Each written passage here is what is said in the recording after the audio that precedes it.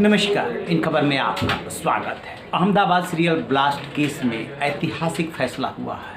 एक साथ 38 को फांसी और 11 को उम्र कैद। इससे पहले राजीव गांधी हत्याकांड में 26 लोगों को चेन्नई की टाडा अदालत ने फांसी की सजा सुनाई थी। वाकया 1998 का, उनकी हत्या की गई थी 1991 में। कई मामलों में ये ऐतिहासिक फैसला इसलिए है कि जैसे जैसे घटना की तह में जाएंगे पता चलेगा कि पहली बार कितने हाई फाई तकनीक का इस्तेमाल करके आतंकियों ने इस घटना को अंजाम दिया था। सबसे पहली बात, इसका मास्टरमाइंड रियाज भटकर और आईएम इंडियन मुजाहिदीन और सिमी ने मिल करके इसको अंजाम दिया था।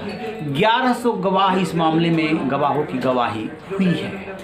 कुल 78 इसमें आरोपियों पे केस चला है, जिसमें कि 29 के खिलाफ साक्ष्य नहीं मिले हैं और बाकी के खिलाफ जितना जैसा एविडेंस मिलता गया उसी के हिसाब से 38 को फांसी और 11 को उम्र कैद की सज़ा हुई है। क्योंकि एक बार में 38 लोगों की फांसी की सज़ा पहली बार दी गई है देश में। अब पूरा वाकया को समझते हैं। देखिए, ये वो दौर था 2008 का, जिसमें आपको याद होगा कि वाराणसी, जयपुर लगातार ब्लास्ट हो रहे थे। अहमदाबाद में सबसे पहले ब्लास्ट हुआ था मणिनगर में, जहां से कि मौजूदा प्रधानमंत्री नरेंद्र मोदी उस समय सीएम थे और जो है वहीं से वो चुनाव लड़ते थे। और आपको बता दें कि 2002 में जो गोधरा कांड हुआ था उसका बदला लेने के लिए ये कांड किया गया था। 56 लोग मारे गए थे और 200 लोग घायल हुए थे।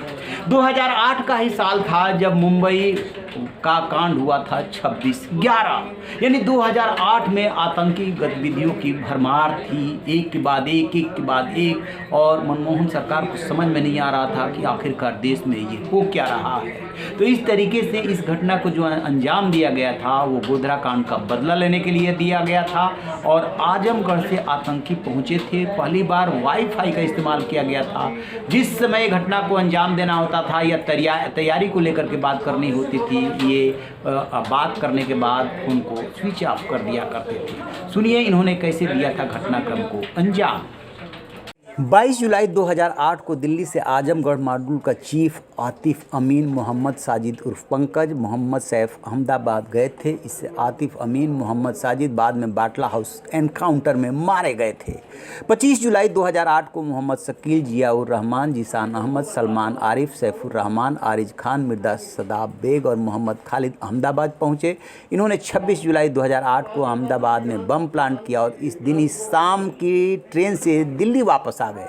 अहमदाबाद में ब्लास्ट के बाद पुलिस की टीम जांच के लिए पहुंची थी। गुजरात विस्फोट से जुड़ा ईमेल एडवांस वाईफाई तकनीक के जरिए मुंबई से भेजा गया था। वाईफाई इंटरनेट कनेक्शन को इस्तेमाल करने के बाद में पता नहीं लगाया जा सकता था। ब्लास्ट के बाद सबसे पहले पुलिस की जांच में 3 मोबाइल नंबर संदेह के घेरे में आए। ये नंबर जो है 14 जुलाई तक अहमदाबाद और सूरत में एक्टिव थे और ब्लास्ट वाले दिन अचानक बंद हो गए थे। पुलिस को एक और नंबर की जानकारी मिली थी। यह नंबर 17 जुलाई को दिल्ली में एक्टिव था। 24 जुलाई को अचानक अहमदाबाद में एक्टिव हो गया। इस नंबर पर 5 अलग अलग मोबाइल और लैंडलाइन से फ़ोन किया गया। सभी 5 नंबर दिल्ली के जामिया नगर इलाके से थे, लेकिन कॉल करने वालों को ट्रेस नहीं किया जा सका। कुछ नंबर महाराष्ट्र के मुंबई, गुजरात में भी टेस्ट किए गए। नंबरों को इंटरसेप्ट करने पर पता चला कि फ़ोन पर बात कर लोगों तक हवाला के जरिए मोटी रकम पहुँचाई जा रही है। इनके बीच आपस में ऑटो, पार्किंग, सूटकेस और क्रॉकरी को लेकर के बातचीत की गई थी। इसे ही आधार बनाकर पुलिस ने जांच की और सभी आरोपियों को बारी बारी से गिरफ्तार किया था।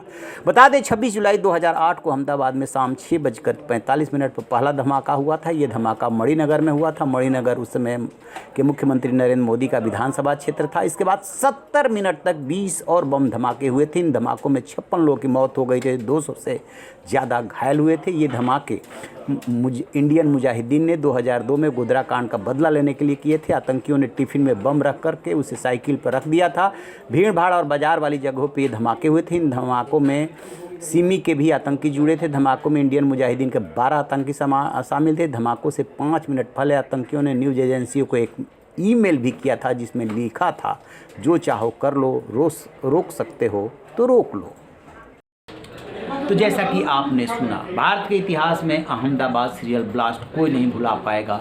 अगले दिन यानी 26 जुलाई 2008 को इसे अंजाम दिया गया था। 27 जुलाई को सूरत में अंजाम देना था, लेकिन कुछ तकनीकी गड़बड़ी की वजह से ये अंजाम नहीं दे पाए थे। बहुत सारी बरामदगी हुई थी और 19 दिनों के अंदर 30 से अधिक लोग पकड़ लिए गए थे। तो अभी जितने भी देश में ब्लास्ट और घटनाएं हुई है, मुंबई और जो अहमदाबाद है, ये दोनों को याद किया जाता है क्योंकि इसमें काफ़ी लोग मारे गए थे और उसी हिसाब से सज़ा भी हुई है। अब सवाल ये उठता है कि इस सज़ा के बाद क्या?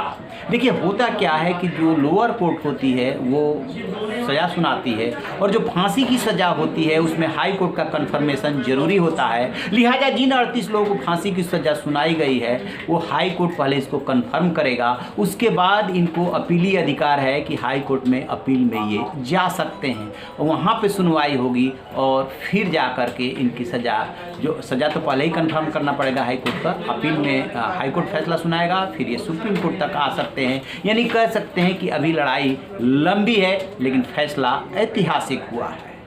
तो आप रहिए बेखबर, देखते रहिए इन खबर। Thank you.